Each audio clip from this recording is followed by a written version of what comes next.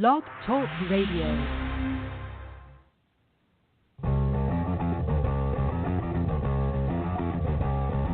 TV party tonight! TV party tonight! TV party tonight! TV party tonight! We're gonna have a TV party tonight! Alright! We're gonna have a TV party, alright! Tonight! We got nothing better to do than watch TV and have a couple of brews. Everybody's gonna hang out here tonight. All right. We'll pass out on the couch. All right. Tonight. We got nothing better to do than watch TV and have a couple of brews. Don't talk about anything else. We don't wanna know. We're dedicated to our favorite shows. And tonight, our favorite show is Black Mirror, brought to you by the good people at Netflix. We are discussing Season 3 of said TV show. I, of course, am your host, the mandated reporter, and frankly, I'm mortified, Mr. Mark Radulich.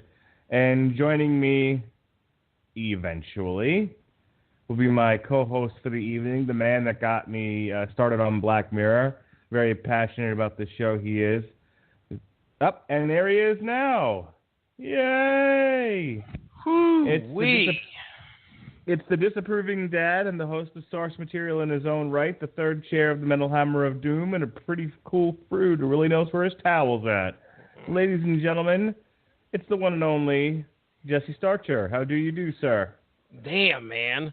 Okay, so let's just say my daughter has figured out how to hook up the external speakers to the computer so she can blast her music as loud as she wants to.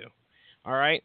However, she does not, and this goes for many aspects of children, they do not know how to clean up after themselves and put things back the way they were. Hence, why wasn't Blog Talk or Firefox allowing me to hook up my microphone? What was it saying? Why wouldn't it give me the option to allow my microphone? That's because it wasn't plugged in, Mark Radulich. Yes, I had to go to the back of the computer and discover that there lay the dangling cord of my microphone.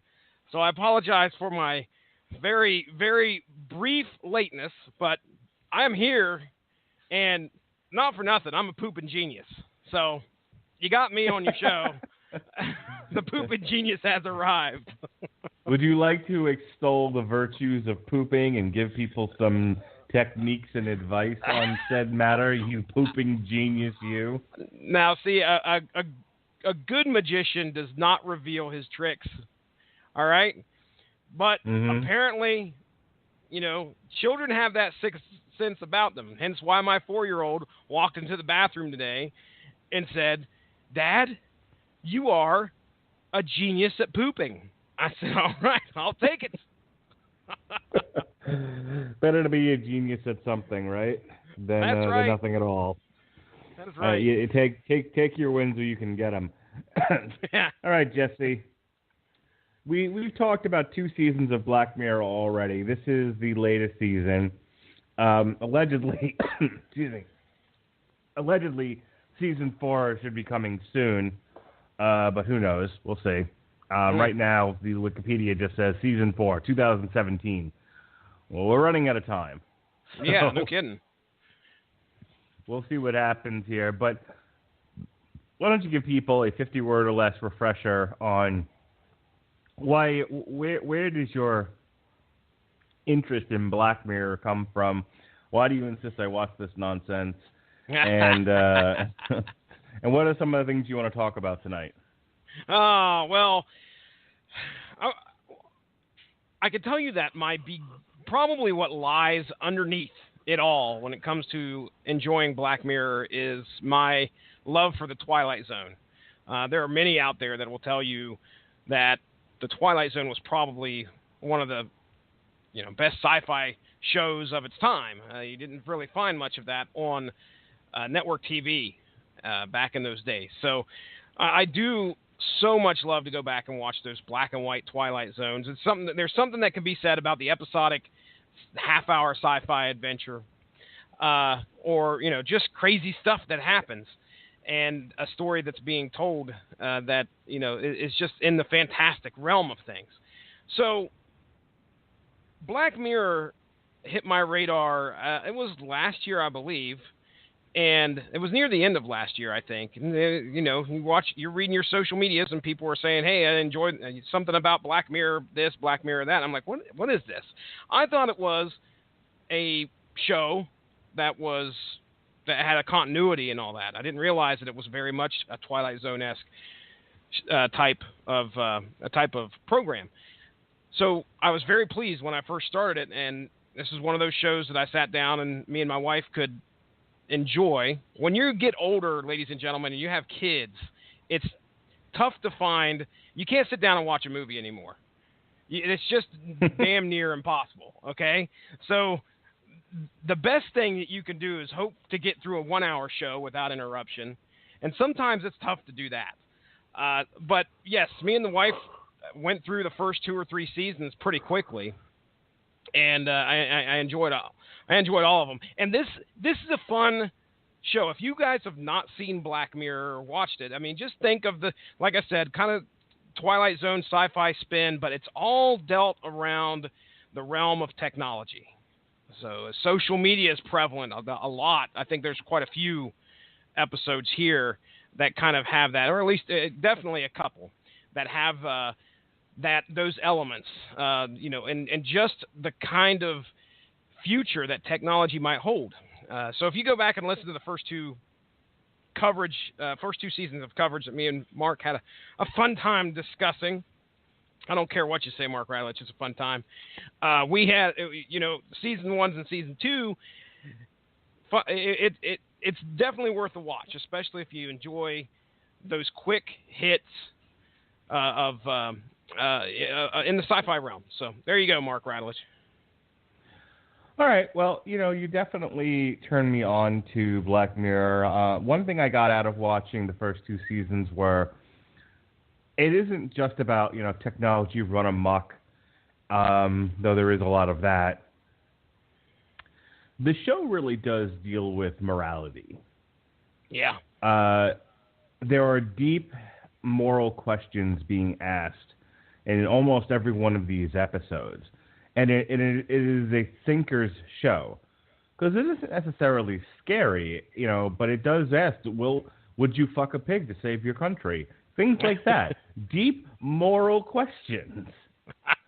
and I encounter that fuck a pig question at least once a week. What would you do to save your country? Would you fuck that pig? But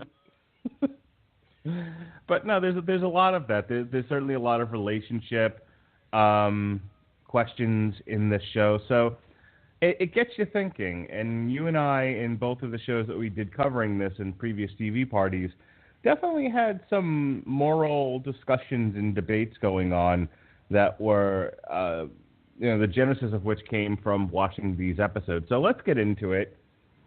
Our first episode is called Nosedive. It stars a heavier than she was in Jurassic World, Bryce Dallas Howard.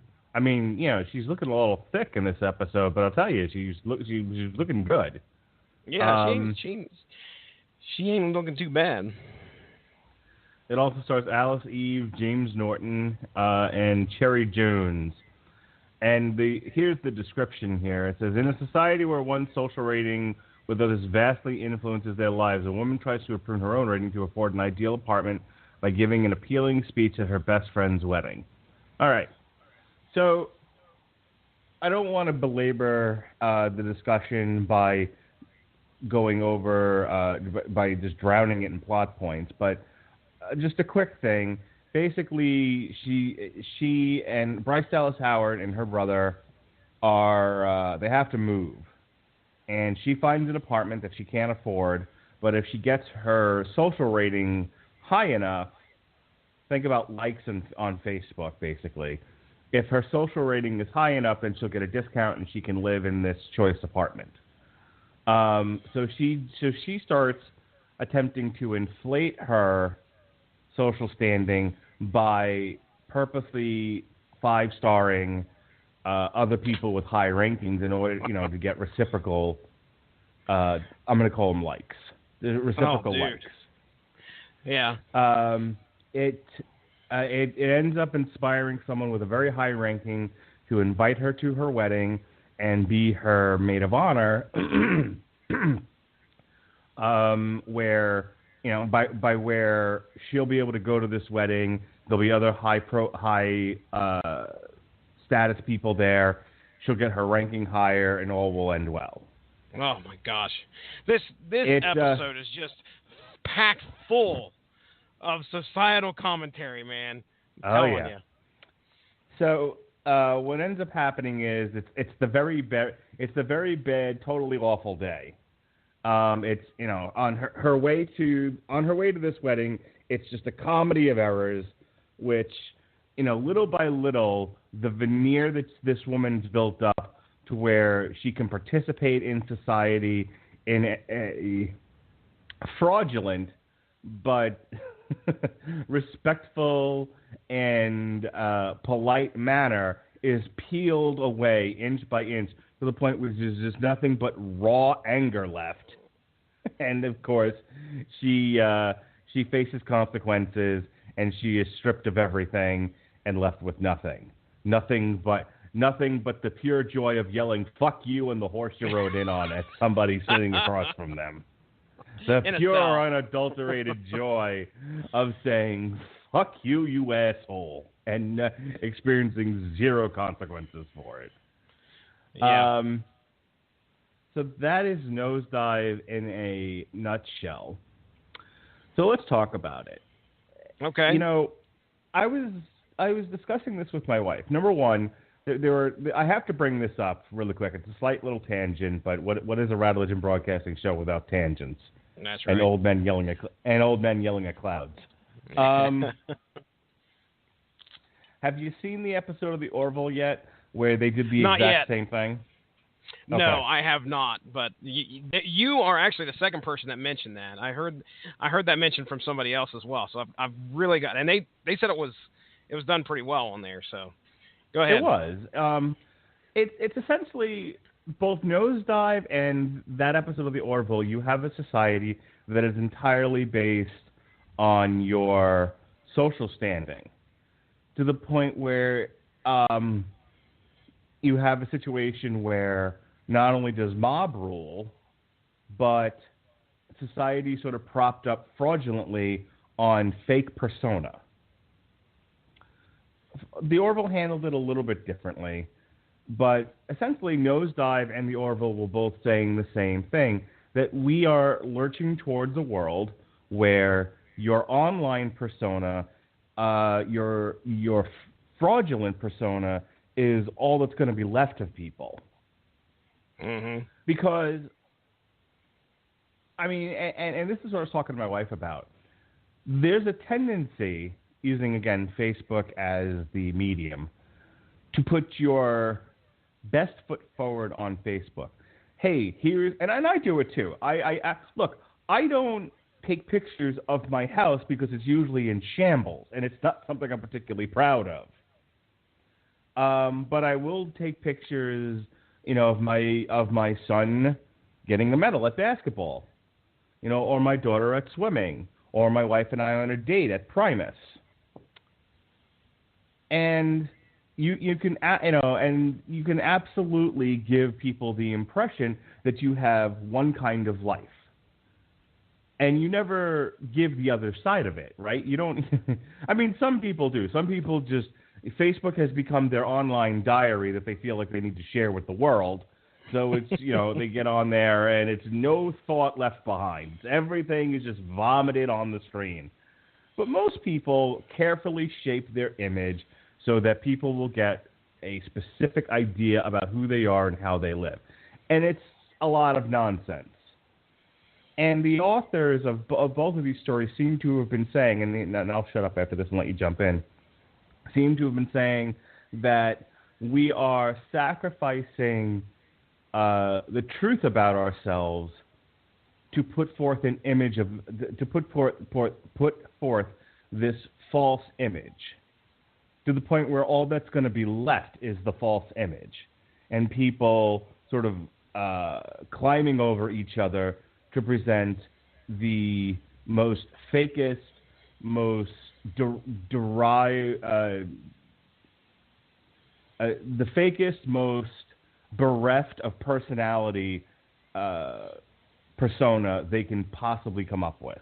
It's going to be a nation of Hallmark cards, and that's it. With passion dead in the ground.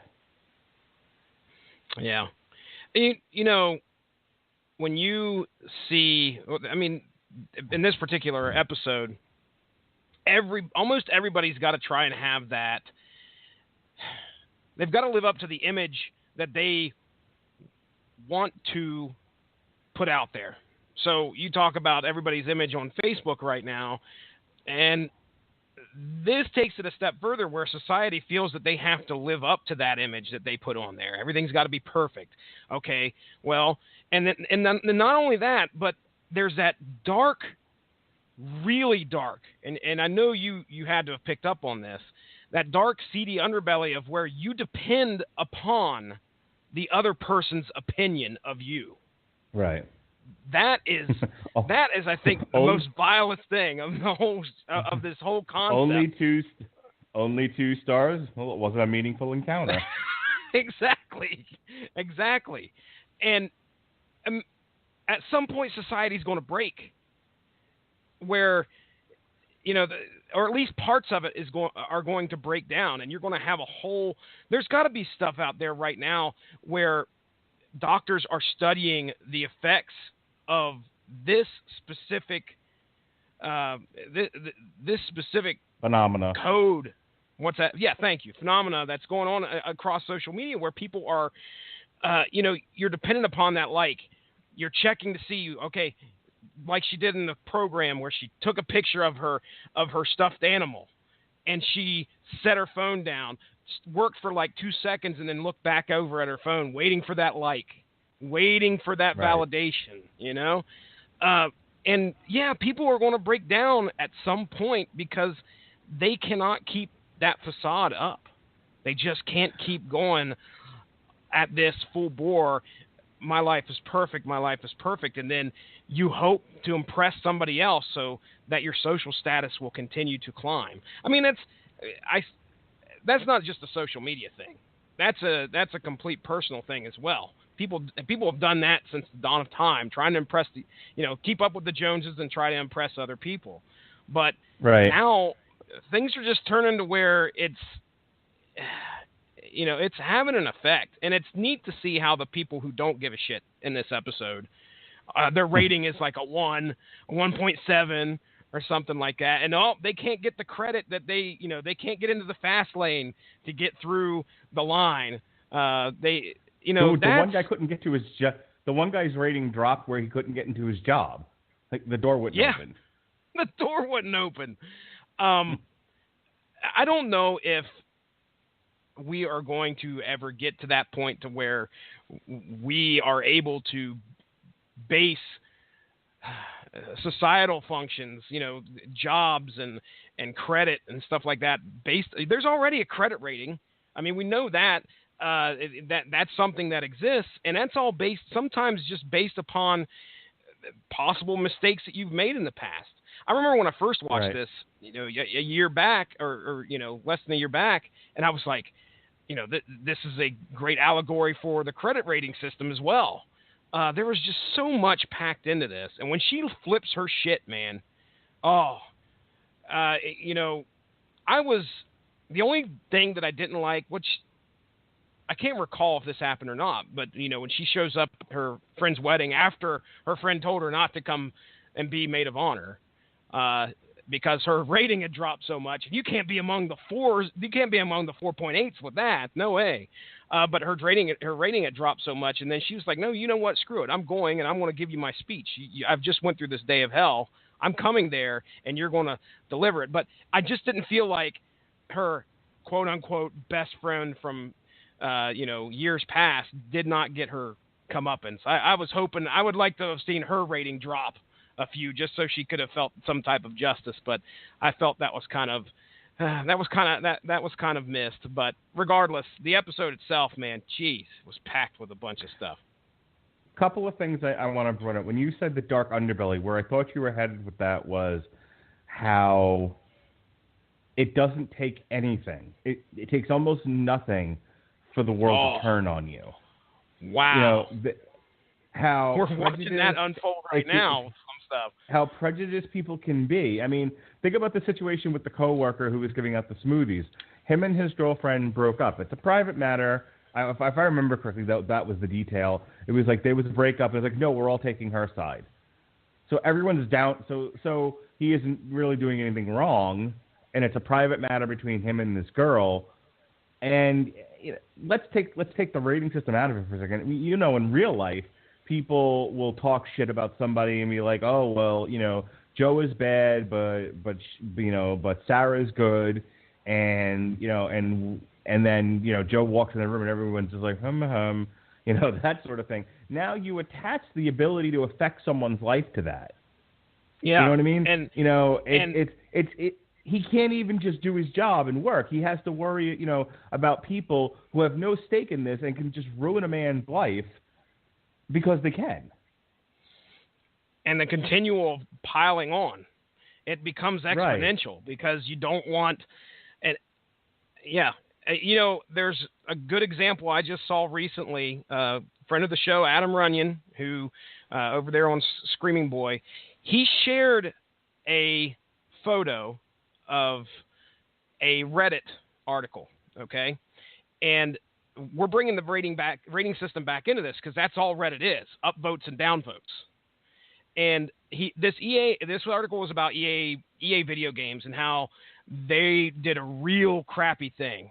Now, granted, some of the stuff that they did probably warranted some people to bitch about it, but this comment that an EA, I don't know if it was the comment or the story, I think it was a comment made by EA, got over 350,000, close to 350,000 as of yesterday, downvotes. Here's the thing.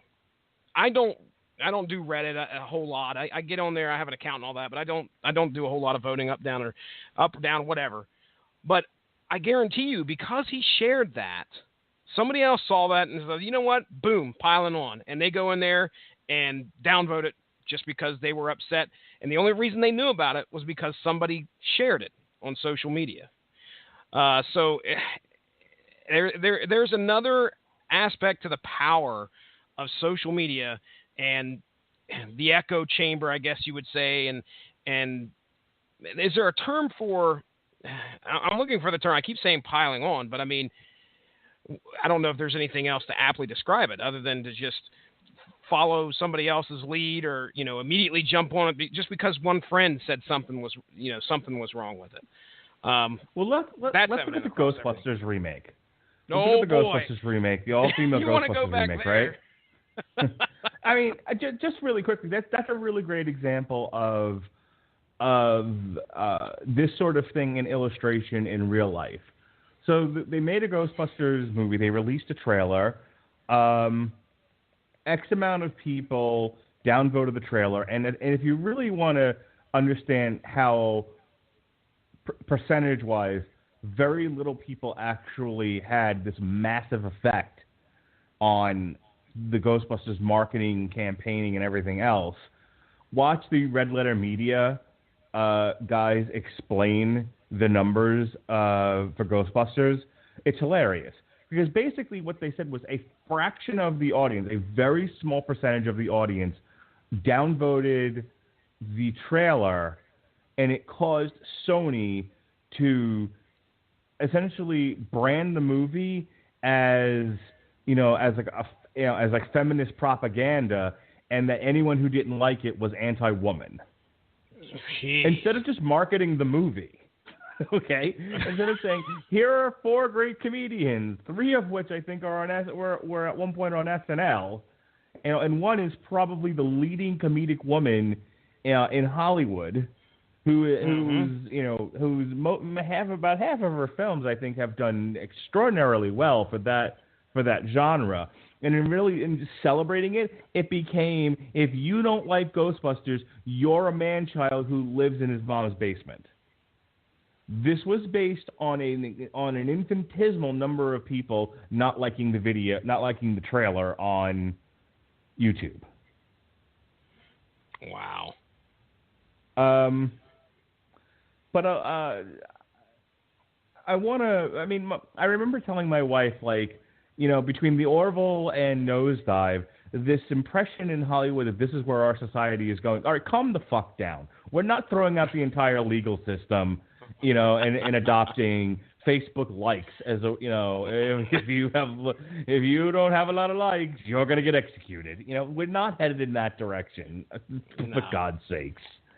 But the other thing was, every one of these episodes in season 3 affected me differently, to very little to a lot where I got very emotional.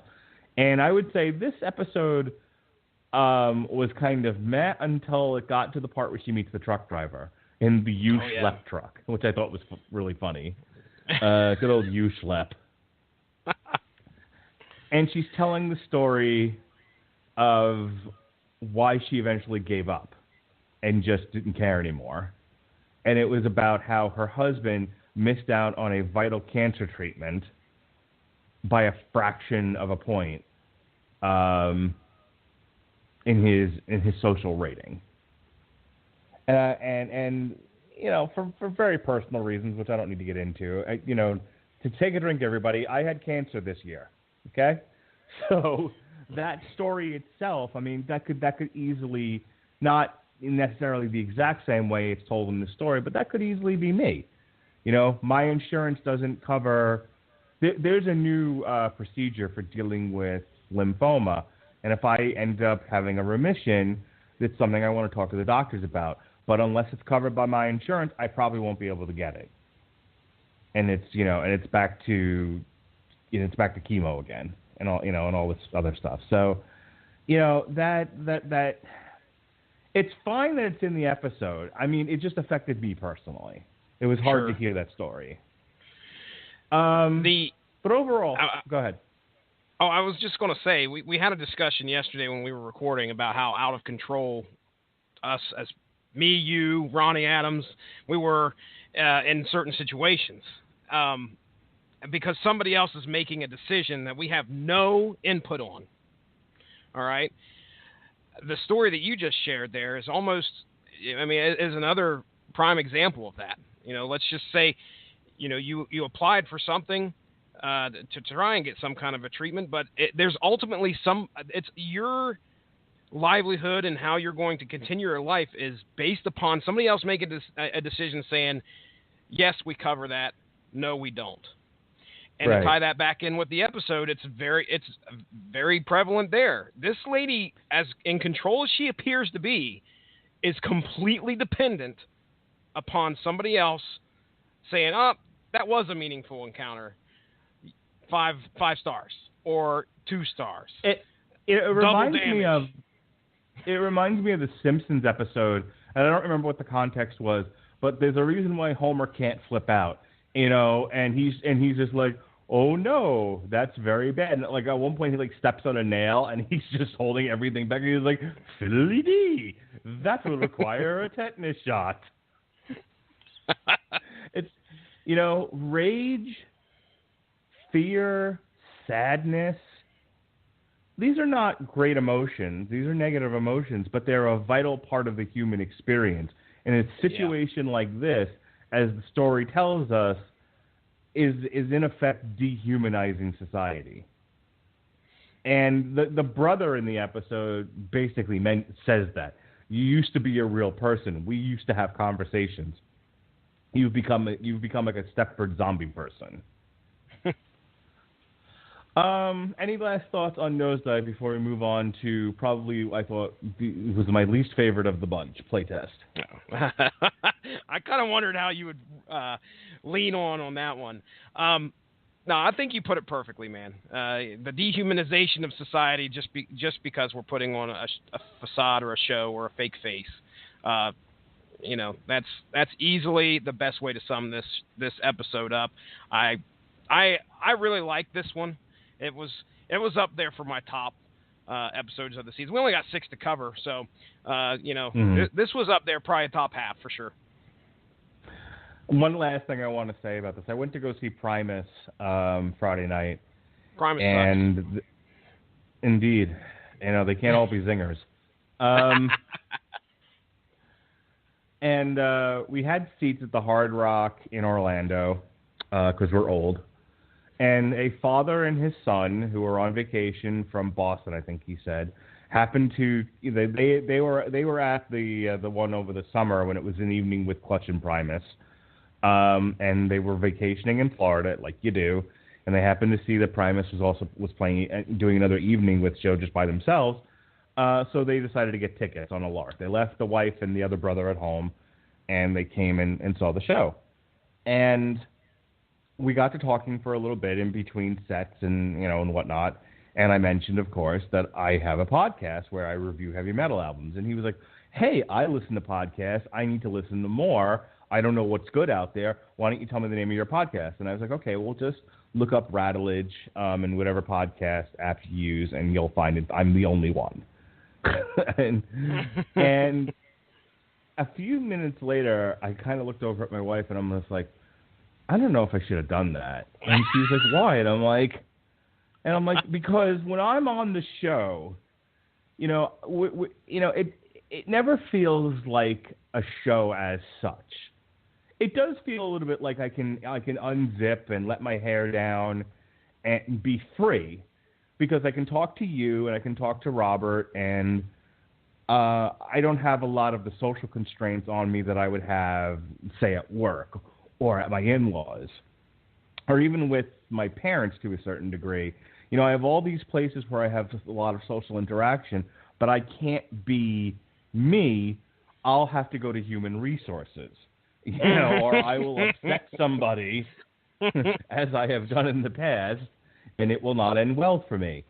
But I can get on this podcast, and I can just let it all fly, and we have fun, and we laugh, and occasionally Jesse's going, "What fucking podcast am I on? How did I get wrapped up with this nonsense?" But I looked over at her, and I was just like, when I'm on the show itself, it doesn't feel like I'm saying anything. I feel like I'm just being funny. We're all being funny, and I don't necessarily think about the consequences of what I'm saying until I tell somebody in real life about it, and I'm mortified by the thought they might actually listen to the podcast. And hear some of the shit we have said on the Metal Hammer of Doom. Like, I'm pulling on my collar at this point. I'm like, yeah. Have you heard of the Bruce Pritchard show? Maybe you should listen to that. Yeah, I do know where you're coming from there. It's funny because it's, you're afraid of being judged for being real. And in all honesty, we never should be. We should not be afraid of that, because what do they always say? Honesty is the best policy. But when you have the judgment that was being passed by everybody, and it affected in this episode, and it affected so much of your life. So, yeah, it's tough to put yourself out there, because you don't know who that person is. You don't know what they're going to think. And it's a scary thing to be yourself and somebody actually see what that is. Are they going to like me? Or are they not going to like me? You want somebody to love you for who you are. That's what you want. That's what you should want. That's what you should try to do. But it's a scary, scary thing. So I feel you, man. Yeah. I sit here sometimes and I share the episodes, and I'm like, I really hope my mom does not click on this some night. Yeah. Somebody, I told you, somebody at my job, a law enforcement official listened to our Cradle of Filth episode, and I'm like, I'm so embarrassed. I know what I said on that show. Oh, God. So, tune in tomorrow for Masterpiece Theater here on Radulich and Broadcasting Network, where we put the ass in class. Oh yeah. All right. Let's move on to Playtest, which was basically a horror movie boiled down to 1 hour. Yes, it was. In short, we have a guy who is traveling the world. His last stop is merry old England. He, for some odd reason, runs out of money, which they never really explained how that happened. And he needs to make some money quick, so he volunteers for a beta test of this virtual reality game, which the whole concept is it's based on your fears. So it's a haunted house virtual reality that learns about what scares you personally and then produces those things in this haunted house. And it's one of those dream within a dream within a dream scenarios that ultimately ends with his mother, whom he had been avoiding, calling and causing the game to malfunction and ultimately killing him. Yeah. That's it in a nutshell. It really doesn't have. There is not much of a societal commentary here in any way.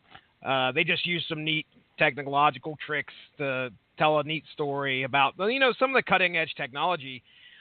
We may be on the cusp of something like that. I don't know, but I'm sure there is some stuff that somebody could probably show you in some kind of experimental setting where they've, tapped into somebody's brain and did some weird stuff by something like that. But, you're right. It was a horror movie.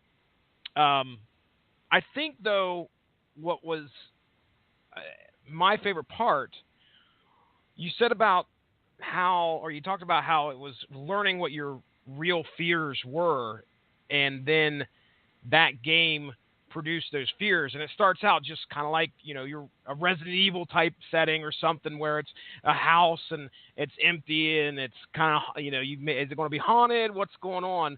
But in the very end, and I'll give you a 10-second spoiler alert, make it 5 seconds, 5, 4, 3, 2, 1. At the very end, his real fear, the reason why he left the United States and went on the trip was the fact that he had to deal with his dad passing from Alzheimer's. And he couldn't deal with the fact that he was living with his mom, who obviously needed his comfort and his companionship there after his father's death, but he couldn't deal with it like that. And what happens at the end of the video game, quote unquote, is that he starts losing his own memories and becomes a victim of Alzheimer's.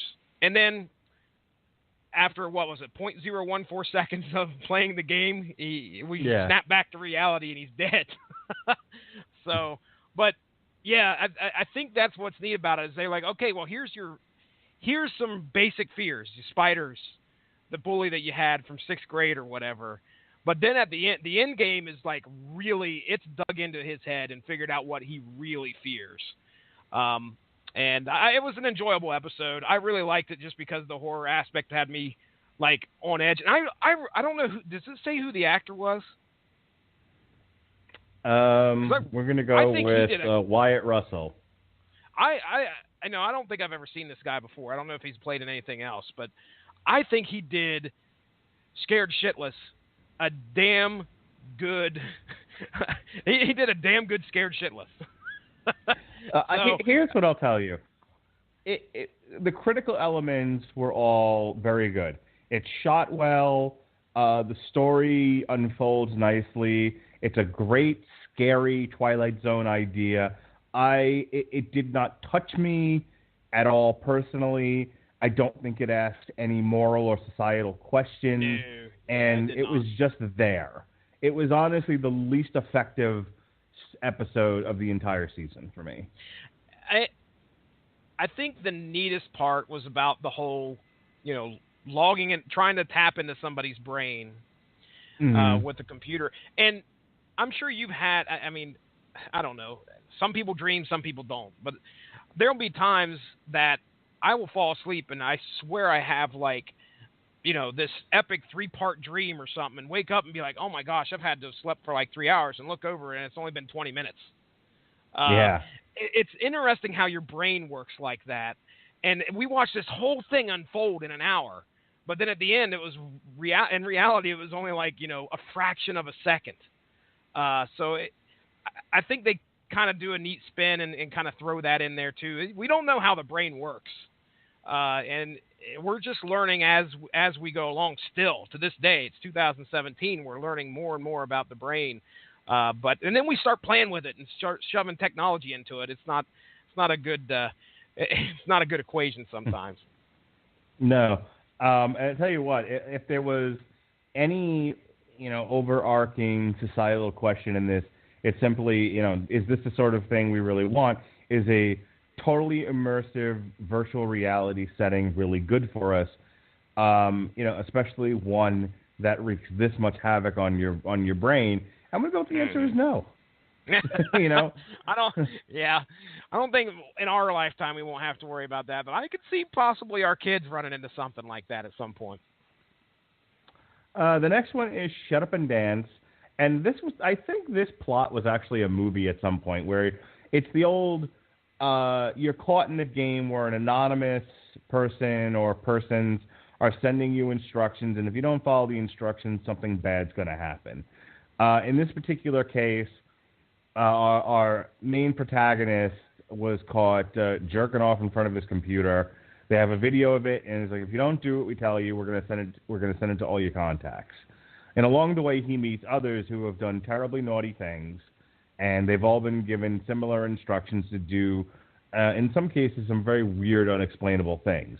Essentially, the whole arc is that one guy had to bake a cake and put inside the cake a gun, an unloaded gun, though we don't know that at the time, a gun, glasses, and a hat, and deliver it to our protagonist, who then has to pick up a second person, one of which will be the driver, the other of which will be the bank robber, and then later one person will destroy the car that was actually left by a first person. I should bring that up. Has to go destroy the car, and our protagonist then has to take the money into the woods, where he meets a final person who he has to fight to the death, and then whoever wins the fight wins the money. That's how this all breaks down. What you find out through the course of the episode is that we have a CEO who has committed some sort of fraud. We have an unfaithful husband who tried to hook up with a prostitute. Our protagonist beat off to kiddie porn, and the guy that he has to fight at the end of the episode also looked at kiddie porn. I don't know what the guy who baked the cake did. It wasn't particularly clear to me. But and I even read the wiki, and it was just like, you see everyone facing the consequences. So in the end, none of them escaped punishment. They all, even though they followed the instructions and did what they were told, they all had to face the consequences of their misdeeds. And I said this to my wife after I watched it. I was just like, I thought it was an entertaining episode, and certainly, the twist at the end, the kids beating off the kiddie porn. Like, okay, what's the message here? Don't be naughty online. Right. Check. Got it. Stop trying to hook up with prostitutes online. Stop looking at kiddie porn online. Just don't steal. Okay. Are we this bad off as a society that we need this sort of warning to not be shitty people? No kidding. What I would say about this one is that this is probably the realest of all six. I can legitimately see this one happening. I was, as we're watching it, at first I'm like, oh crap, his sister had his laptop, and I was like, he's got a virus, and of course it's some malicious virus, because she was trying to watch movies for free on there, and I'm like, oh, dude, you got a virus. You're in trouble now. And he goes through all the steps that probably something like I would do. Oh, you got to go get the virus cleaner and take care of your computer and blah blah blah. And then all of a sudden, he gets the message, and everything that there was not really too many points in this episode where I was like, okay, that couldn't happen. That wouldn't happen. I really could it's all see, very believable. Yeah, very believable. And then at the end, they do a great way of you're pulling for this kid. And even though you knew what he did, because they show that, well, they don't show all of it, but I mean, he unzips his pants, brings his pants down, grabs the tissue, and then he didn't do anything wrong. At least you don't know what you don't know that. That's right. Right? Yeah, you assume he's looking at good old-fashioned legal porn. That's right. And who doesn't jerk off in front of their computer? And so, right, you feel for the kid, and then what a twist! He's a scumbag. Yes, you're pulling for the kid, even after the fight to the death, and you're like, well, this kid's dead. I mean, the other guy had like a good 6 inches on him, and I'm talking about height here, ladies and gentlemen. Yeah, they're perverts, but we're not going there. The other dude was like 40 and, big dude, and I'm like, he's not living this one. He's not living this one out. This kid's dead. And then you see him walking home. He's beat up and bloody. I'm like, holy shit, he's still alive. And then all of a sudden the cops roll up. His phone rings, and his mom starts giving him hell about what he did. And I'm like, right. Oh, dude, it had me hook, line, and sinker. That's all I got to say. I remember watching this with my wife, and it was one of them jaw drop, look over, and oh my gosh, what the fuck? So I really like this one. Did you get the look from your wife about, you better never try to get a prostitute, you Jesse, you? She would have anonymous on me in like 2 seconds. I'd be getting doxxed and all that bullshit. Yeah. But yeah, I really like this one. I thought this one had the most believable, for sure, plot that I could see this happening tomorrow. There wasn't really anything too fantastic. It's just you got to find a group of motivated people that really want to do something like that, and that's not too hard to find nowadays. I talked about it with my wife, like I said before, and she was like, yeah, that's actually happening, where hackers are getting into people's computers and taking over their camera and seeing all kinds of stuff. Mm-hmm. So, it's just one of those dangers of, living in this computerized society that we live in. But, it is definitely, I mean, if you really want to get into naughty business online, you're going to do it regardless of the warnings. But, I got the message loud and clear. Don't be a scumbag. Check. Not that I was entertaining any of these things, but in case I started to go off the beaten path, yep, got it. Don't fuck around online. Just go to Vegas and get a normal prostitute. Stop trying to do shit online. Oh my goodness. Outside of Vegas, prostitution still, yes. That's right. And obviously, don't look at kiddie porn. No excuses. No excuses. Mark, no you excuses. Probably get all sorts of sickos in there all the time you got to deal with. I don't even want to. I can't even imagine. So let me tell you something. If you collect kiddie porn pictures, you are found out, you are discovered, they will charge you per picture. Oh wow! So we get people who get hundreds of charges for possession of child pornography. Jeez. Yeah, and I remember working at not the county jail I currently work in, but the county next county over. When I worked there a few years ago, I remember there was this guy who was medically complex and very old, like he was in his 80s, I think. And he was going to get he was going to spend the rest of his life, what little of it there was left, in prison because, he got charged with looking at kiddie porn, several, tens of hundreds of pictures or whatever it was that he did. And I remember, so what happened here? I remember doing an assessment with him and, and everything else. And he was like, I just looked at pictures. I didn't even know it was illegal. Which I could believe. He was fucking 80. Yeah, I was going to say, 80 years old, there's there's a disconnect sometimes, a lot of times, when in that between that technological age and just kind of paying attention to the laws up for the stuff. guy. I want to be clear about that. I'm not sticking up for the guy. There's no excuses for it. Looking whether you knew it was wrong or not, it's still kiddie porn. It's still wrong. Yeah. But that's what happens is people. There is that disconnect. Not just if you're 80, but there's a lot of people just like, I never touched a kid. I just looked at the pictures. Yeah, but the point of it is that if you participate in the marketplace, you are perpetuating the continuing of that crime. Mm-hmm. You know what I mean? Yep. That's scary. It's a scary thought, and yeah, like I said, I don't know where to go from here. Go to the next episode, I guess. We ended on a bummer that. Yeah. Well, I will say this. I found the episode more entertaining than Playtest, but I didn't find the moral of the story to be particularly compelling. Once again, don't be shitty online. Got it. Move it on.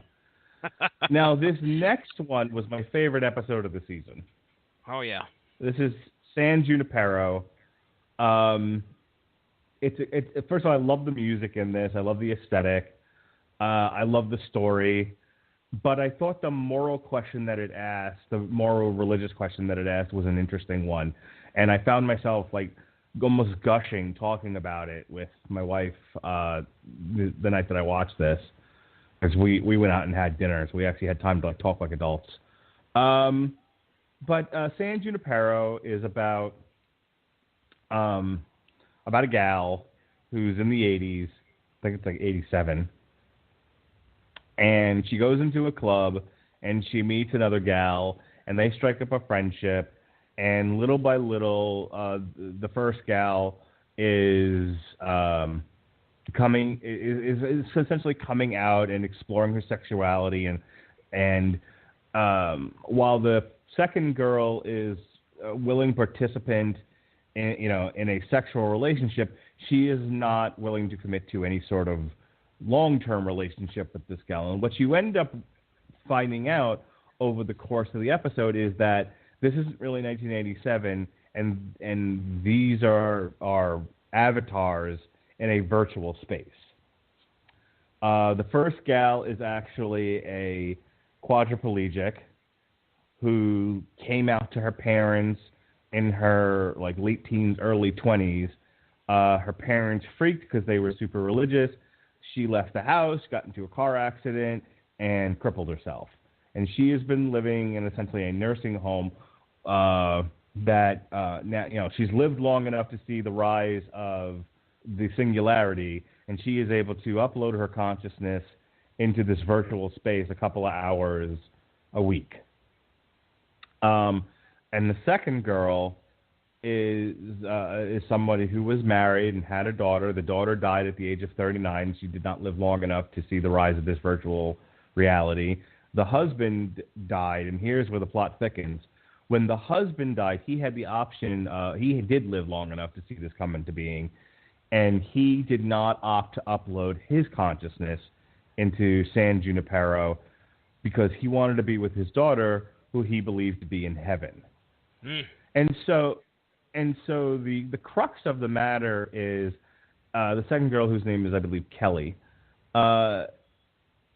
Kelly has to make a decision as to, will she... There are two things going on. Let me explain one part of this, and then I can go back to Kelly again. So Mackenzie Davis is who plays the avatar of the first woman. Again, she is a quadriplegic.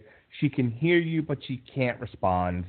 And her family is still, I can't remember the woman's name, but this is if you'll remember back in the Bush administration, there was the woman who was a quadriplegic, and the husband wanted to pull the plug and end her life, but the family stopped him, and there was this huge battle on TV, and people were convinced that her brain hadn't turned to tapioca, and were trying to bring her water and shit. And the husband's like, no, she's basically fucking brain dead, you idiots.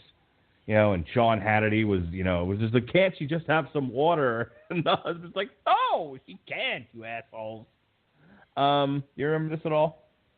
Yeah, I do. I remember that clearly going, I wish I could remember the name of it because the name was so prominent in the headlines, but I know exactly what you're talking about. It was a huge euthanasia issue. That is the sort of political issue of this episode, is that you have this woman who will never live a normal life and hasn't lived a normal life for decades because she became a quadriplegic in her 20s, late teens, early 20s. And she wants to end her life and upload her consciousness permanently into San Junipero.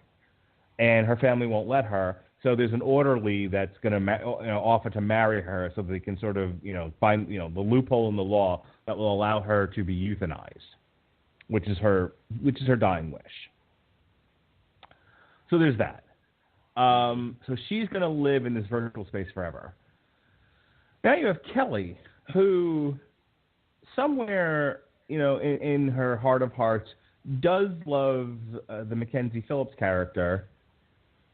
Davis character, but also has an allegiance to her dead husband and her daughter, and she wants to be with them and honor the memory of her husband who consciously made the choice to not go to San Junipero. On the other hand, she's possibly missing out on this opportunity to spend eternity with this other woman whom she loves. And so it's, what do you do? Do you follow your religious instincts? Do you go with your heart? It's a very interesting episode and a very interesting choice she has to make. And then there's this sort of esoteric question of, when life is infinite, it has no meaning. What is the purpose of life if there are no consequences to your actions? A virtual space is just that. It's a life without consequences that goes on forever. And at some point, Kelly makes the statement that, living in San Junipero for the rest, for eternity, for as long as the program exists and there's electricity running to the mainframe, you start to wonder, what am I supposed to do with myself? And she's like, what am I supposed to be? One of those people, and there's a club called the Quagmire, which is basically like a BDSM club where people are doing all kinds of fetishes. Mm-hmm. And she's like, letting God knows what happened to you just so you feel something. I thought that was a really interesting question. When you have, the meaning of life for us mere mortals comes down to, you've only got so much time on this planet, make the most of it. Mm-hmm. But what if you were going to live forever? What if it didn't matter anymore? What if no matter what you did, whether it's you throw yourself off a 100-foot building, or you did all the cocaine, or you walked around naked and had, and fucked that pig. What if you just fucked that pig? None of it matters. None of it matters. Life has no consequences. Life has no natural barriers. I thought that there were I thought this was a very deep philosophical episode. And, I also, like I said, I want to go back to the aesthetic for a moment. It has a lightness to it. It's a love story between these two women, essentially. This woman who never got to explore her sexuality. She died a virgin, essentially. And, she gets to experience all that in this virtual space. I really adored this episode. It's my favorite of the season. I just thought it was great. And spoilers, at the end of it, Kelly makes the decision to upload her consciousness to San Junipero. And, they have an opportunity there to live out their existence together. And I was like, that was sweet. It's one of the few Black Mirror episodes that doesn't end in a horrifying mess. Yeah. This was one I didn't have the opportunity to go back and revisit. I watched this one completely with my wife about a year or so ago. I started it again over the weekend, and then something came up to where I got about a half hour through it and wasn't able to get all the way finished with it. But yeah, I remember it having quite the effect on me when we first watched it. One of the things that, I mean, philosophically or whatever you want to say, I can remember as a kid, I was probably, 11 or 12, and I consider myself a Christian. I was brought up like that, believed in God, believed in heaven. But I remember the question entered my mind, and I remember one of the most religious people that I still consider the most religious person that I know. It was my friend's mom. I said, well, if we go to heaven, okay, and there's no evil, there's no care in the world, everybody's happy.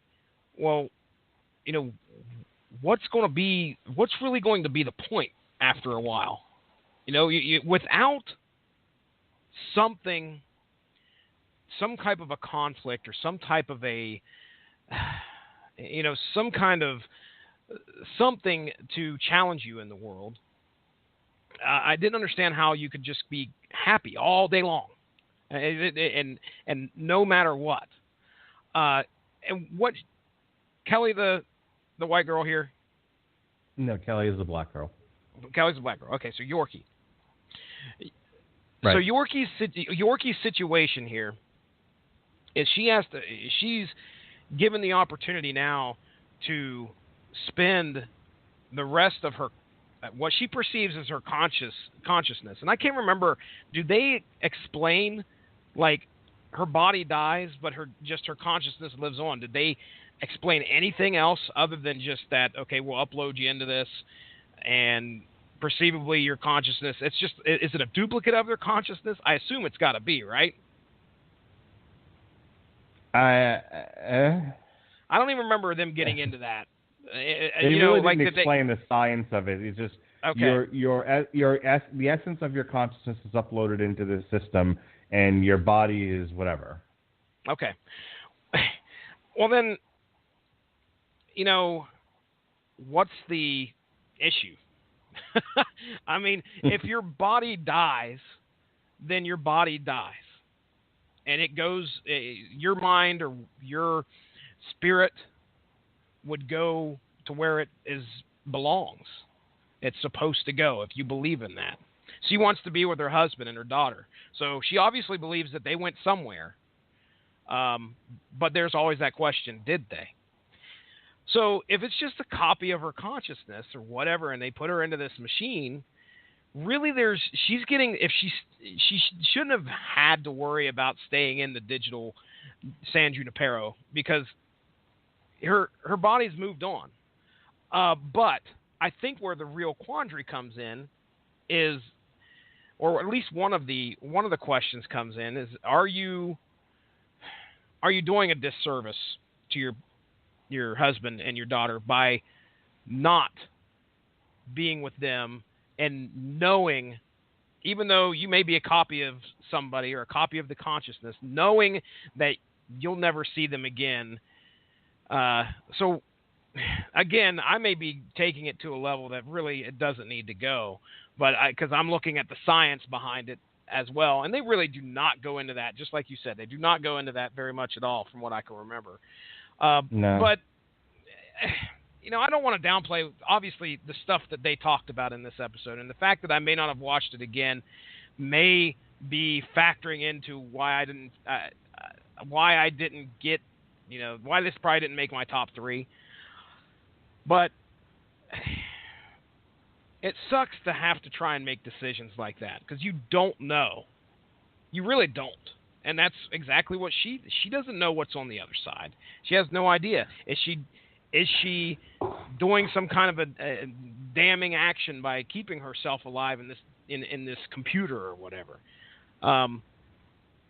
But so real quick, do you think it's no? Go ahead. So this episode actually won all kinds of awards.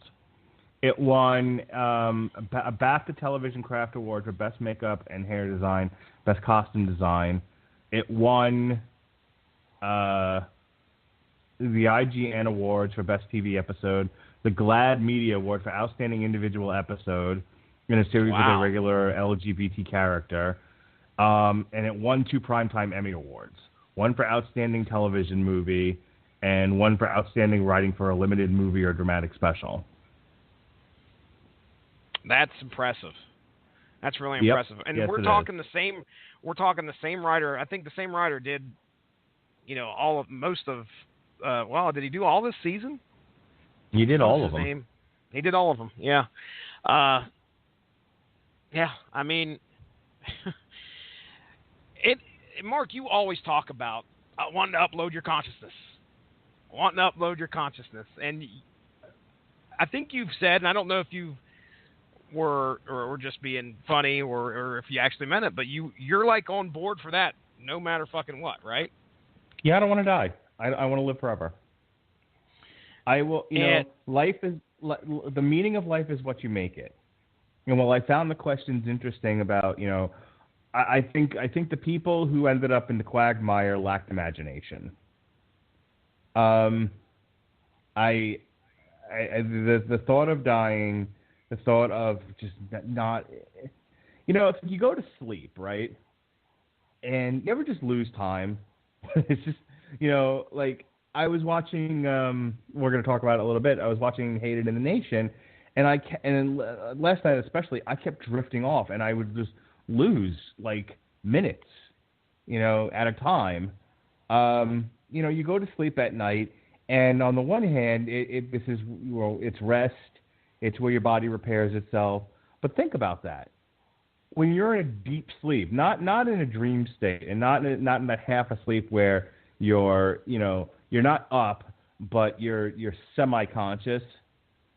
I'm talking the nothing, the kind of sleep where hours are going by and you're not conscious of anything. Yeah. Like I remember when I was in surgery at the beginning of the year. 1 minute I was awake, and the next minute it was the next day. Like nothing happened in between that 1 second, and it's been hours. Yeah. And it's frightening to me. The concept. I understand where some people are like, I'm ready to die. I've lived a long life. Okay, you also didn't have any choice in the matter, and people are exhausted. Bodies are giving out. It sucks to grow old. In terms of your physical well-being. So I get the concept of I've lived 80 to 100 years. My body hurts. Everything hurts. My life is about going to doctors. I am ready to pass on. But what if you didn't have to? And what if there was no pain? If I could upload my consciousness into a virtual place where I live in a world of Avengers, and I could be an Avenger, why wouldn't I? All right. Now, let's stop and put yourself in the situation here, like this lady here. If Melissa had passed on before you and didn't have the opportunity to do that, what are you going to do? I don't believe in heaven. Okay. Then your answer's going to be the same. I probably would make the decision that Kelly made. My body would be buried alongside of hers, and my consciousness would be uploaded to Asgard. You've got your choice, sir. Where would you like to go? We got Asgard. We have, some random spaceship. Yeah. Well, it does. I think the most interesting question out of this episode is, it's her wanting to possibly see her husband. Well, I can't even say that. It's the fact that she knows she will go on without seeing her husband and her daughter in this world. That's where it hurts, to know if she's going to stay here and always have that in the back of her mind. And it'd be a tough decision to make. Yep. All right, let's move this along here. We've got about 20 minutes left of live time. Time's a wasting. Time's a-wasting. Man Against Fire. This is very simple. We have a private army that is hunting mutants with the use of an implant that they have in their mind that helps them target and gives them schematics. What they don't know is that it's also making them see their targets as monsters when in fact they are just regular humans. And what this episode is really about is eugenics. At some point in the not-so-distant future, we start to take the measure of people based on their DNA, and we deem some of them unworthy. Those unworthy people are dehumanized and called roaches, and then we hire, and then we have soldiers for hire, mercenaries, if you will, go and kill them. Cleanse the bloodlines. Cleanse the bloodline. This is as Nazi an episode as you get. Yeah, and I found it entertaining, Jesse. Oh boy, here we go. I work in an environment where, as I'm often reminded by my in-laws, we deal with the worst of the worst, which I think is a bit of an overstatement. Sometimes people just make mistakes. That doesn't make them bad people. But by and large, we are dealing with truly horrendous people in a correctional institution, and it can become, and while the motif here is care, custody, and control. And people do attend to those things, and, there's the joke of we're a kinder, gentler jail now. When you talk to the people that work in there, whether it's law enforcement or medical, you come across a lot of Nazi philosophy. We need to just get rid of these people. They offer nothing to society. We're essentially just throwing money away, good after bad, to care for the worst people on the planet. And it's something I struggle with, but they also pay me, so it's like, okay, well, we're not really going to do any of those things. You're just kind of offering up a shitty opinion. So, I'm not going to just storm out of here and protest, which will affect absolutely nothing. But it's in 2 different counties, 2 different correctional institutions, all the same philosophy. I had one person who was very high up in the jail make the suggestion we should just dig a hole and push them all into it. Jeez. Wow. What is the line? Was sworn to protect or protect and serve. Yep, protect and serve. Except if you're shitty, in which case you're going in the hole. Yep, in the hole. In the hole with the lotion. So, there is a struggle with, a lot of them will offer nothing to society, and they are a drain. They are horrible. It's the idiocracy. Generations of absolutely horrendous people breeding like rabbits, dumbing society down en masse. But is killing them the right answer? Well, morally, philosophically, no, obviously not. But this is the conclusion people come to, and there's a strong argument for it in this episode. Well, as made by the psychologist. And there's such a paradox to that thinking. I mean, these guys are trying to say we need to wipe out, I can't even remember the listing of crap that they gave to justify. It was cancer, muscular dystrophy, and then by the same token, you also had deviant behavior. Yeah, and these are the guys ordering others to kill them. Now, how is that not factoring in to deviant behavior? You know what I'm saying? You have these people at the top who are making this decision, and they think it's for the betterment. Sounds like the typical government, but it's for the betterment of society to try and rid these variances and these horrible things that could be happening right at the beginning. And we're not talking grown men here, ladies and gentlemen. We're talking men, women, and children who are getting murdered by these soldiers to try and cleanse society of these potential wrongdoers. The thing is that you can bring up DNA, and that's something that we hear in the news every day. They have figured out a sequence in DNA that'll help them look for an overweight gene. Something that will show them who will potentially fall victim to Alzheimer's. And all of that is very, very beneficial, especially when you're looking at it at a medical setting where early detection means, great, you have a better chance of beating something. Problem is, there are lines that can be crossed. And that's what this episode really kind of shows you the extreme of, where we've made a decision at some point saying, hey, we need to also take care of, we can identify the gene that shows or that leads to depression and suicidal tendencies or murderous tendencies. How are we going to deal with that? What are our methods to take care of that? And at some point in this episode, well, not in this episode, but prior to this episode, they just said, well, the easiest way to take care of that is rid it from the gene pool. Get rid of it. And I don't know. Dude, there are so many times I've heard, do not propagate. do not reproduce. And that's this episode takes it to the nth level.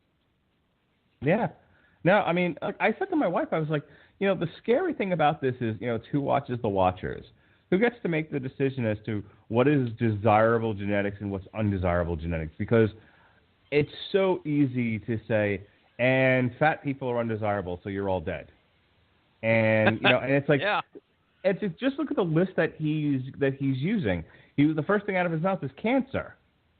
Now, I'm a tax-paying citizen and a good father and an honorable person and somebody who's loyal to his wife, but because of something I can't control, I have cancer in my genetics. Literally, that's what lymphoma is. It's a genetic cancer disease. This isn't like something like a lung cancer where you got it by smoking, or something along those lines. Or even something sort of benign. You live close to some sort of plant that emits radiation. Nope, I just got unlucky genes, and I ended up with cancer. And if you're going with this philosophy, it's okay, well, I'm an unworthy person and should be killed. I mean, where do you, like you said before, where do you draw the line? Why is a person's worth measured solely by what's in their genes as this society, and then look at the other side of this. The episode seemed to focus more on the idea of making better killers out of these people by using, it's called a mask, by using the mask to mask their targets and make them look like monsters and dehumanize them so they'd be easier to kill. And my favorite part of the episode is when they showed him the video of him signing up for this thing, where he's like, yeah, fuck it, whatever. How, and and when he goes home, he lives in like this dilapidated, this crack house basically. And it's like, is he worthy because he happened to just sign up for the program? You know what I mean? Like, what made him any more worthy than somebody who, like I said, is a good father and a good worker and somebody who, who generally follows the law, but happens to have unlucky genetics? Yeah. And, clearly, my guess is, well, you saw the antagonist to this guy throughout most of the episode was that female soldier who was soon after she flipped her, he flipped his, whatever happened in his head where he started recognizing people as being people. And he got hit with like with a device that basically disrupted his mass. Yep. And she's built for this. So you might actually be onto something there that I didn't pick up on. These soldiers are the ones that are going to be able to do the killing because maybe that's in their blood. In reality, in real terms, and the people up above them are the ones pulling the strings, and they're not going to do the dirty work. I mean, that's for sure. The ones above him, the government or whatever, are not going to do the dirty work. They're going to set the people who already have that in their blood out to do it for them. So yeah, as to who's worthy as to getting into that program, they don't go into that, but that's a good theory, I think. Overall, what did you think of this episode? I liked it. I told you I didn't finish it because for some reason, I don't know what it was. Something didn't really grab me when me and the wife were watching it. I was just like, okay, whatever. And then last night, I soldiered through it. I didn't hate it or anything. There was some stuff that I didn't understand at first. Like when he would go to sleep, I assumed they would program something into his mask so it looked like he was screwing his girlfriend. I really don't know what purpose that had to do with the episode other than just to kind of devise When I was reading the wiki, and essentially the mask creates soothing sexual dreams to minimize the effects of combat. Okay. Yeah, okay. Well, that really didn't play. I didn't understand what was. I thought that was like an integral part of the story. I was like, who is this chick? What is she? Oh my gosh, she's going to come into it at some point. No, it's just the girl he screws. So, but other than that, I enjoyed it. I thought it was okay. I mean, there's commentary all throughout this one for sure about how we're coming to a point where decisions are going to have to be made, and the people in the upper echelon of governments or the Illuminati, whoever. We're kind of there now. I mean, there's genetic testing, and then there's the real moral question of, if your genetic testing reveals that your possible in utero baby might have like Down syndrome or something like that, you have the option of aborting that child. Yeah. Like we are deep in the age of eugenics here, whether you realize it or not. And I don't want to take this on a tangent, but that's the argument against abortion, is that essentially you are picking and you are. Sorry, let me rephrase this. There's the argument that being pro-abortion, the people that tend to abort their children tend to be statistically, and this is the argument, not me saying it, this is the argument that I've heard, is that the people who tend to abort the most tend to be those who are poverty-stricken. You are, by allowing abortion, by promoting abortion, you are in a sense promoting destroying generations of people born into poverty. And so for the betterment of society, it's good to let poor people abort at will. Wow. I mean, I mean, if they're doing that, I do remember what you're talking about there, where they did I can remember they do a test. I don't know if it's DNA test or whatever, but I can remember, with Caleb, and I can't remember if they did it with Kira as well. I mean, 2005 wasn't too long ago. They were doing the test for Down syndrome and letting you know. I don't remember if it was ahead of time, but it was a good while shortly into the pregnancy, I should say. So, man, that's it. It's just going to snowball from there. As we gain more and more knowledge, they say knowledge is power. That's right. As we gain more and more knowledge through DNA sequencing and gene mapping and all of that, you could allude that people like to play God. People like to go in there and say, I don't want that. I do want that. The power to choose is very, very intoxicating. Look at the tendency for people to, one, have an enormous ego about them. I'm great, but you're scum, and I have no problem seeing you destroyed. Yeah. Except that the people saying that are also kind of shitty people, and it's only a matter of time before they get included.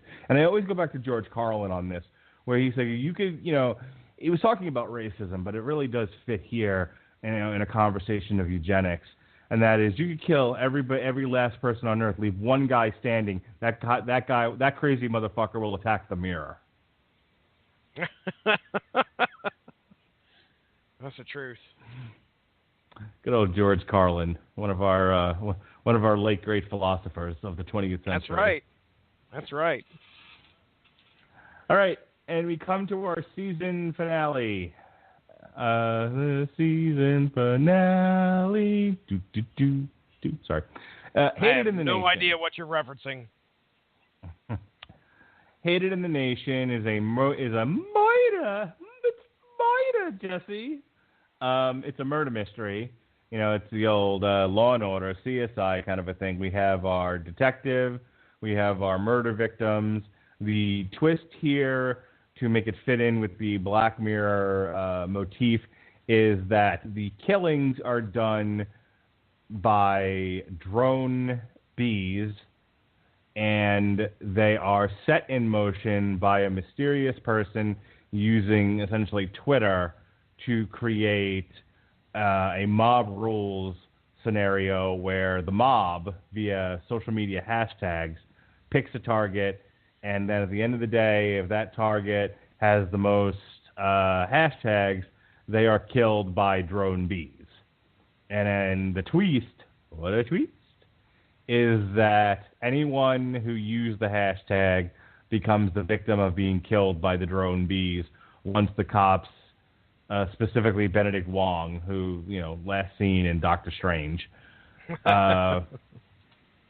falls right into the trap laid by the murderer by not shutting the bees down, but in fact sending them to kill their 300,000 plus targets.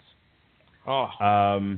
So it's an almost, you know, it's a mass killing set forth by the cops who were tricked into doing it.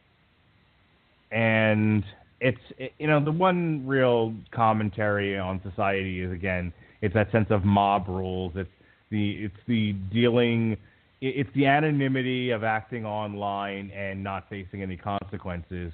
And in this case, you know, you face a comeuppance. You know, you should not have messed around. You should not have been naughty online. You know, we're right back to where we were with Shut Up and Dance. Don't be naughty online. And other than that, I didn't get much out of this episode. I fast-forwarded through a lot of it because I kept falling asleep on it last night, and then tonight, we went live at 9:30 as opposed to our usual 9 o'clock, so give me an extra half an hour to try to finish it. But like, I didn't even get started until well after 8 because I had to read with my daughter, and I had to kiss my son goodnight, and you know, and I had to eat dinner, and it was dark out, and there were wolves after me. So you know, I had to skip a lot of things. Well. It is pretty long. It's an hour and a half. I mean, wow. This is pretty much a movie. I really think that this is a setup part. You could call this a movie in itself, because an hour and a half long feature film. The social commentary is all over it about how it's a story about do not jump in and participate knowing full well what's going to occur. The one of the most alluring pieces of Twitter is the fact that you can get on there and you can follow whatever's trending and hop right on there and throw your opinion right into it. Now, the big thing here was this guy created that program, the death poll, if you will, and whoever had those hashtags at the end of at 5 p.m. was going to be killed because it was an unpopularity contest, as they called it. But then when he turns it around and they find his manifesto about how previously he had dealt with, and I don't know if this was in the manifesto itself, but the reason he made this manifesto was because he had experienced one of his friends being a victim to the online backlash because of something stupid that she did. And she posted online. So yes, do not be naughty online because something's going to happen. This lady had felt the repercussions, attempted to commit suicide, and he had found her and saved her life. And I guess a vengeful fashion, he decided to do this, and then on the third day, when people were supposed to die, he turned the bees loose on everybody who used the hashtag, which I think was the big that was a good twist in my opinion. Everybody who knew, because by the third day this had all become public. They knew what the hashtag was for, and if it was used, it could potentially cause somebody to die. He turned that on everybody that used the hashtag, and everybody died that participated in it. What a moral quandary. Stop wishing death on people. Well, I guarantee you could go on to Twitter. People say shit without giving it any thought. They give it no thought whatsoever. It's all because they feel like they have some kind of a power behind the keyboard and they feel untouchable. And then people do some stupid shit, post it online, and their lives are ruined. There was just a mention, I think it was earlier this week, about a lady who, and you may remember this, I don't know, but she got onto a flight and said, when she got onto the flight, she tweeted, going to Africa, and this is not the quote, but it's something like, going to Africa, hope I don't get AIDS. Ha ha, just kidding, I'm white. Okay? She gets on the flight. She gets on the flight, and when she lands, there are people ready to take her head off. Right. And be smart.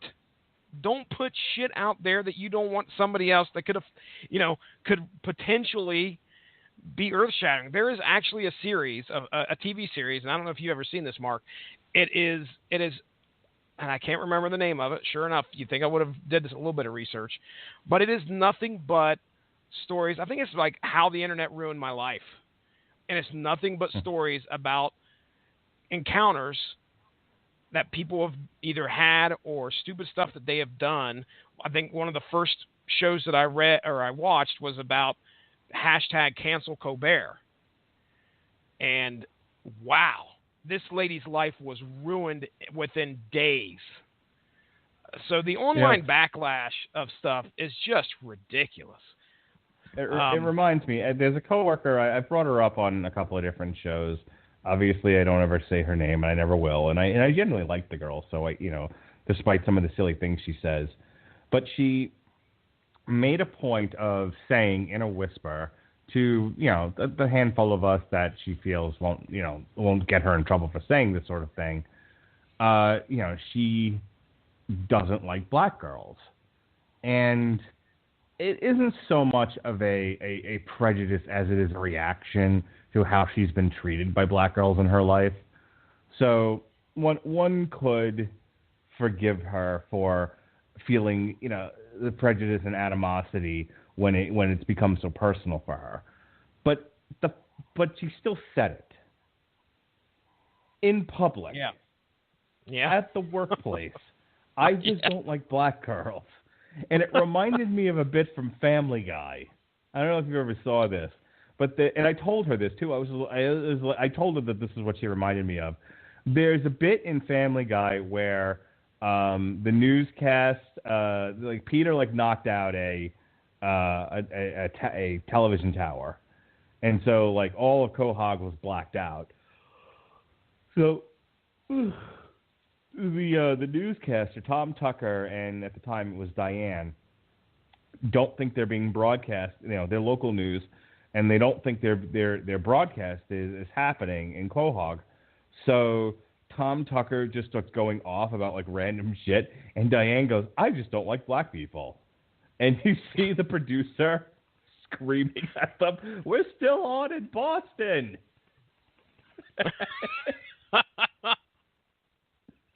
and they just look absolutely mortified. The thing is that our society is coming to a point where we will base, a 140 character tweet and think that we know somebody's whole life. It's like we know what they stand for, what they don't stand for, when really two things need to come into our heads, and that is, do we know the whole story? And was this person just stupid at that moment? Because usually one or both of those things come into play, and unfortunately, the online society is unforgiving. It is just completely unrelentless and will bury you at any hint. The little bit that I used to participate in the online community, outside of the podcast, was when I was writing for 411, and I used to do like political pieces, and I would spend hours researching this stuff, and I was like, well, here's a piece, and it's food for thought, and it would just generate fucking hate responses. And it wasn't like I was writing like Nazi manifestos here. I think one article is one I'm most proud of, was about the jobless future in the age of robots, and how we're still manufacturing more than ever, but we're not doing it with human beings anymore in many cases. And it was like, I would get comments that had nothing to do with that. It would be like, here's a piece about how manufacturing has gone to the robots and away from humans, and that's where the change in the economy is coming from in large portion. And the responses were, fuck the Republicans. No. What? Who? And that's just either somebody trying to get a reaction or completely misunderstanding the point of what you were trying to do. RTA, right. Read RTFA, read the fucking article. Whatever, it's just like... Oh, God. My dad's a smart guy and a thoughtful man, but he's bad at that. Like, he sees stuff that I post on Facebook, and, like, we'll just start, like, blind commenting, and it won't have anything to do with the actual article or anything that was said in it. He's just reacting to the headline, maybe. Yep. And that would be what I would respond back, like, did you even read the article? Tell me what part of the article is wrong. Cite sources. Yeah, we just need to be nicer. Don't be naughty on the internet. My goodness. Look, if you get nothing out of TV Party Tonight's take on Black Mirror Season 3, it's this: don't be naughty on the internet. In fact, try not to be naughty at all. Do your best to be decent folk. It's 2017, and I feel like I had to make that announcement. All right. Season 3, Jesse, what are your thoughts in all? Okay.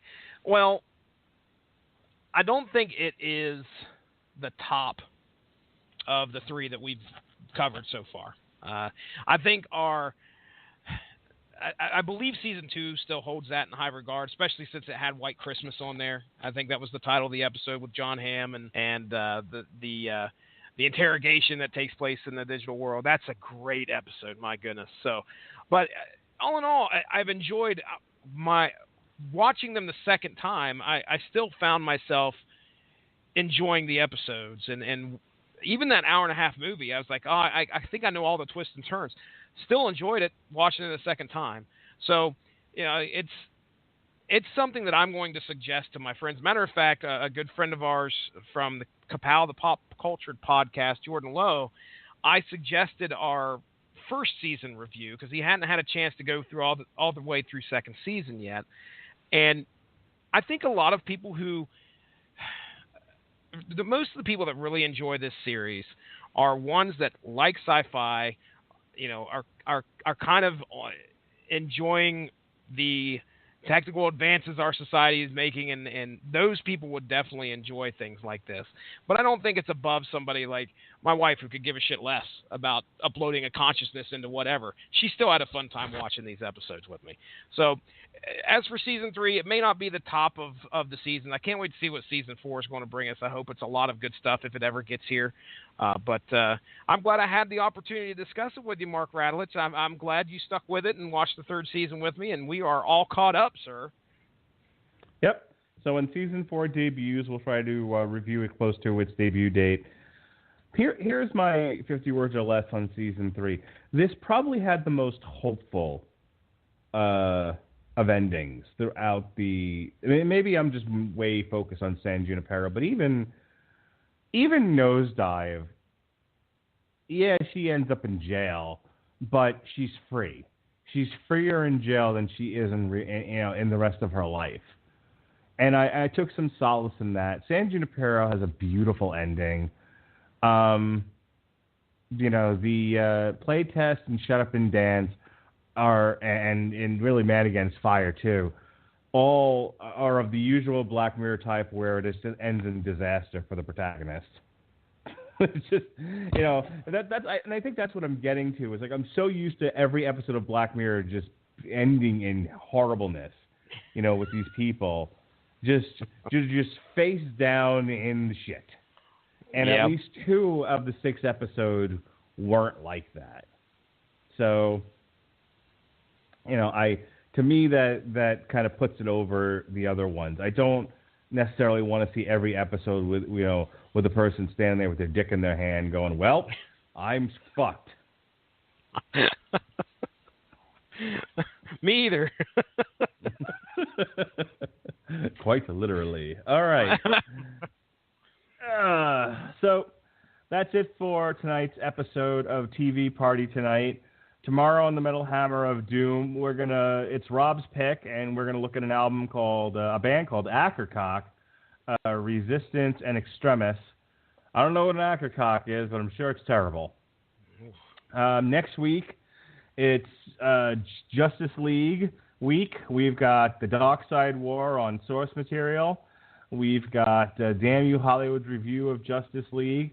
And then we have our homecoming show, our pre-Thanksgiving show, where we take a turkey of an album and we check it out on the Metal Hammer of Doom. This year's turkey is Poison. Look What the Cat Dragged In. And then we're taking Thanksgiving off, obviously. But we come back on Friday, Black Friday, everybody. And it's the blackest of Black Fridays, as we will be putting the Batman v Superman on trial to go along with Justice League week. The following week, as we close out a November to Remember, we're going to be looking at the source material Runaways, Volume 1, the first 18 issues. Damn You Hollywood will be reviewing the new Pixar animated film Coco, and the Metal Hammer of Doom will finally get around to reviewing, which came out on November 3rd, the new Cannibal Corpse album.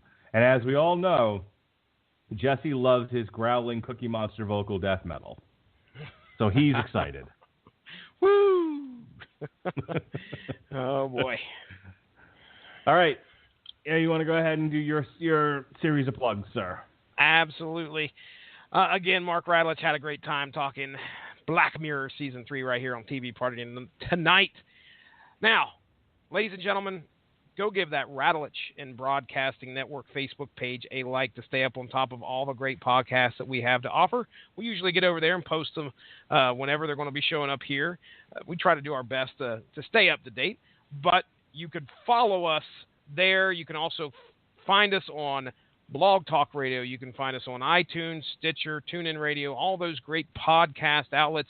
Just search Radulich and subscribe. That's Radulich. This week, actually, this past Monday, that was yesterday, right?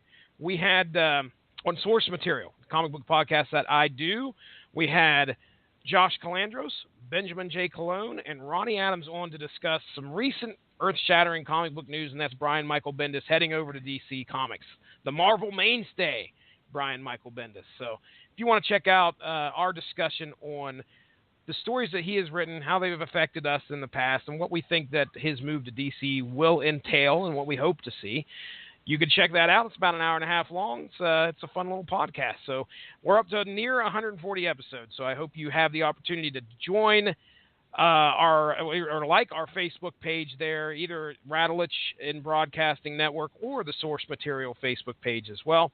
You can follow me at Stiznarkey on Twitter, and the Source Material Podcast Twitter is at SourceMattCast. I think that's all the plugs that I have, Mark Radulich. Let's rock and roll and get out of here. All right, everyone, and thank you for joining us on a TV Party tonight's review of Black Mirror Season 3. Thank you for the inimitable Jesse Starcher, even. I am your mandated reporter, Mr. Mark Radulich, and frankly, I'm mortified. Be well, be safe, don't be naughty on the internet, and for the love of God, behave. Poop genius.